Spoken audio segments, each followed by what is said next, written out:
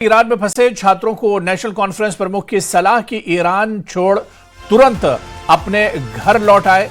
और ऐसे में डॉक्टर फारूक अब्दुल्ला ने कहा कि एडवाइजरी जारी होने के बाद लौट आए छात्र, हवाई मार्ग बंद हुआ तो बहुत मुश्किल हो जाएगी, दूतावास से संपर्क बनाकर रखें।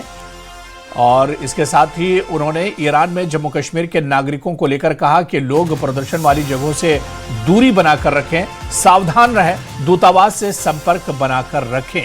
क्या कुछ डॉक्टर फारूक अब्दुल्ला ने कहा है, उनका बयान सुनिए।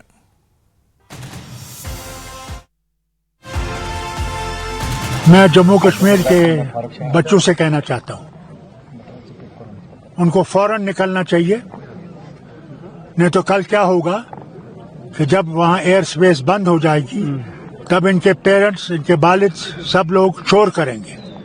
इससे बेहतर है कि उससे शोर से पहले वो निकल आए, क्योंकि फिर इनको निकालने वाला कोई नहीं होगा। क्योंकि जब एडवाइजरी आ गई है, इनको वहां बिस्तरा बंद करना चाहिए और वापस घर आना चाहिए।